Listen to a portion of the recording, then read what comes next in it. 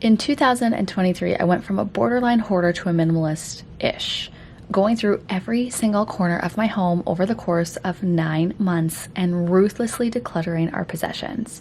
There was not a space in our home left untouched, and I decluttered about 80% of our belongings that year, creating so much more space, both physically and mentally for me, reducing my stress, those feelings of constantly being overwhelmed with everything, and it truly brought in so much joy and freedom, which I never in a million years believe I'd ever enjoy decluttering. I filmed the entire process here on YouTube and coined it as my Messy to Minimal series to keep me accountable. Then in 2024, my minimalism journey continued, as decluttering is not a one and done thing. It's a constant, it's a journey, it is something you have to maintain. Otherwise, you'll fall back into old habits and patterns, because the reality is we're always buying stuff. Well, I am, especially during this season of my life. We're a family of 4. We have 2 little kids in sports. I find joy in decorating and creating a beautiful home for our family that we've been renovating over the years. And I don't sleep with just a mattress on my floor. If you need to do no buy months or no buy years, that's great. I love that for you. But that's not realistic for me, and that's okay. So I launched my Urge to Purge series in 2024 and continued it last year throughout 2025 as my maintenance declutter. This helped me keep my home on track, as again, there's constantly things coming into our home, and one rule I'm definitely not perfect at, but I do love the notion, is the whole 1 in, 1 out rule. This means that when you purchase something new, for example, a new shirt, you have to declutter one in your closet. So this only works with like items. You can't buy yourself a new shirt and toss your 5th spatula that you've been hoarding for 20 years. It just doesn't work like that.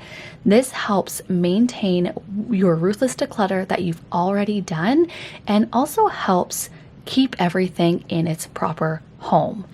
Now, as we head into the new year of 2026, here is why I'm no longer considering myself a minimalist and what I'm doing instead.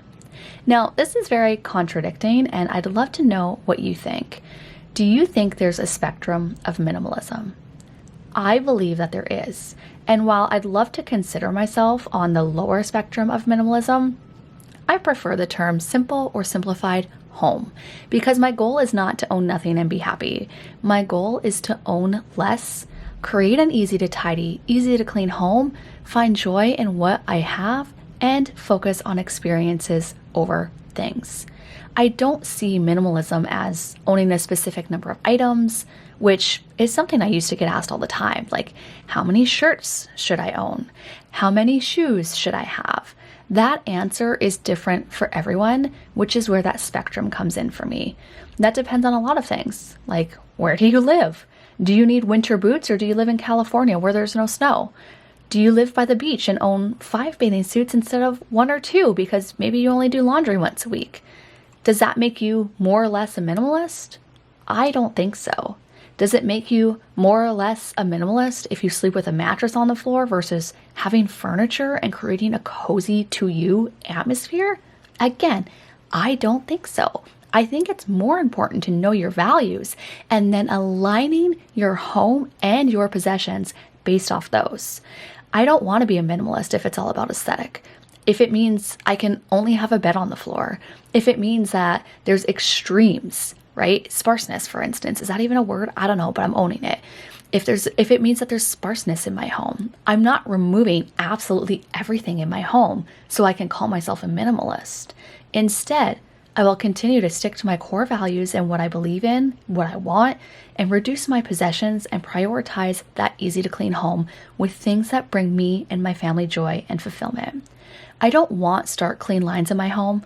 I want coziness, personalized and curated pieces that are true to me. Are you feeling the vibe? You catching my drift? So instead, I want to embrace simple and intentional living. Yes, there's a lot of similarities and possibly even overlapping qualities for them. Minimalism did have its place for me, and I do not for a second regret decluttering our possessions. Let me be clear on that. And I would actually highly recommend it. It helped me gain clarity, freedom from having too much to manage, and gave me peace and calm in our home so I could actually breathe and know what I wanted versus being consumed by not only what I'm seeing online and what everyone's trying to sell me and the latest and greatest gadget, but just all of those societal pressures. How little do I really need? Can I actually live without this item? And I surprised myself again as a borderline hoarder in many, many ways. And there's a lot of calm that brings. So if you're feeling overwhelmed, again, I do highly recommend trying it out to gain that peace, to gain that sense of clarity and calmness in your life. Now in 2026, we're focusing on simple and intentional living. We're focusing on slowing down more, making space for what matters, and still being mindful about what we allow into our home. The goal is more so about what's sustainable for me and my family, not how many items can I own to be a minimalist. It's about unplugging, saying no to things that you simply don't want to do, and not allowing things, people, or circumstances to dictate your life. You cannot have that sort of clarity when your mind is so busy and consumed with everything happening in the world and around you. Another way I'm embracing simple living is continuing to get out in nature, cooking food from scratch, and creating a meaningful life and relationships. We're still focusing on quality over quantity in everything in our life and reducing our possessions. Like if I don't love or use something, I'm not keeping it. One of the things I say to myself if I'm out shopping, and this is especially with clothing, if it's not a hell yes, it's a hell no. So what started out as a hoarder to a minimalist-ish journey now is simple, intentional living. And I'm so excited to continue to share more about this on the channel in 2026. So if you're ready to be more intentional, if you're ready to slow down and reduce the chaos in your home and life, comment below, I'm in, and hit that red subscribe button to follow along. So you might be asking, what changed for you? And honestly, my nervous system did. This might sound a little extreme, but I learned to trust myself on such a deeper level, especially when it comes to purchasing. Aside from my teenage years where I had zero responsibility and just, again, spent hundreds of dollars, single paychecks on clothing alone, I've never went completely overboard necessarily with spending, but I have tightened the ropes over the last couple of years here. I love myself a good vintage home decor find, but if I don't know where it's going, I won't buy it. I no longer live on a fear basis and now lead with value-based decisions. I no longer have this pressure or feel like I have to justify to anyone or anything why I'm keeping something or why I'm choosing to do something. I do it for me or my family, not for what others are going to think or say about it.